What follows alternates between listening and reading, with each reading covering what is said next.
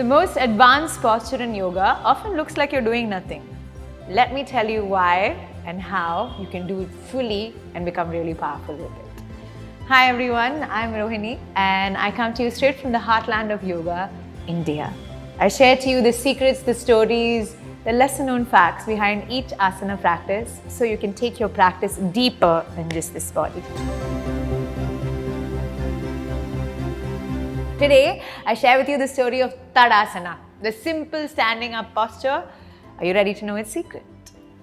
So what happens? Long, long ago in the ancient Himalayan mountains, there lived a king called Bhagiratha. Bhagiratha had a terrible story to deal with. His ancestors or his family before him had all been burnt. They were just dust and they were completely destroyed, almost hundreds of his brothers. And to bring them back to life and bring peace back into the family, Bhagiratha had to have or do a great penance to ask the goddess Ganga to come down to the plains of India. So Bhagiratha goes to the mountains to sit in meditation. And as he sits in meditation for the first 100 years, Lord Brahma arrives and says, Bhagiratha, what do you want?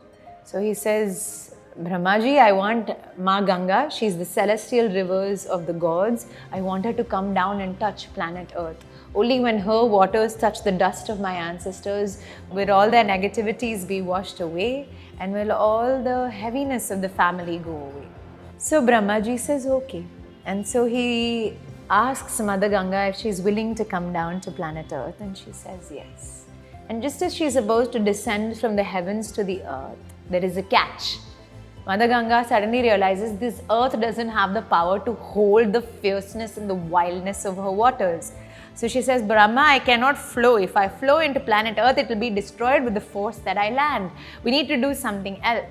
So Brahma goes and talks to Bhagiratha and says, sir, there is a problem. You need to meditate for another 100 years because you need a quiet, calm mind who can receive Ganga and then bring her down to earth. So Bhagiratha is like, where do I find a mind like that? And he says, Lord Shiva. He's calm, he's quiet, he's collected, he's consumed the hala hala poison, he can handle Ganga. So Bhagiratha says, okay. Sits for another 100 years in meditation and achieves stillness, and Lord Shiva appears. He requests, please Shiva, you need to receive Mother Ganga in your head and then release a small amount to the planet Earth, to India, so that the papam or the difficulties of my ancestors can all be cleansed. So Shiva agrees. And so the date is set and Ma Ganga descends down into Shiva's hair. It is why Shiva is portrayed with a little sprout of Ganga falls. So the huge, colossal, divine water enters and he releases a small sprout that you and I call the waters of Ganga. There's also why another name for Ganga is Bhagirathi. If you go up north and you travel, you will find that one part of the river is called Bhagirathi because that is brought down by Bhagiratha, the king. So she's named after him in that particular region called Bhagirathi. And Ganga actually represents this divine knowledge, this knowledge that exists everywhere, that in the quietness of meditation can be revealed upon to anybody who has a quiet mind. But most minds don't have the capacity. So when you prepare yourself with the asana practice, with the meditation, with the study, your mind becomes like Shiva and has the capacity to get this information. But once you do, it is not then the capacity to just vomit it out to everyone around you. You release small trickle to the different minds, whatever they are capable of absorbing, you release that.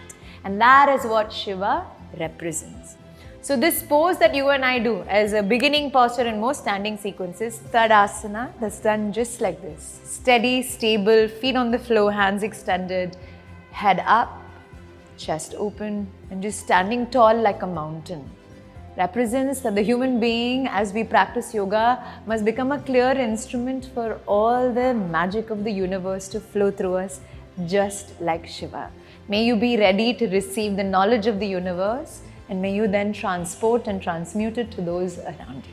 So every time you practice the simple pose of Tadasana, remember what you're doing is not just straightening your body and setting up for the first posture or the standing posture of the day. It is to clear out the mind so you may be a receptacle, a vehicle, a place through which divine knowledge can flow through you to the world around you. Thank you so much for listening. and we will see you next time. Namaste.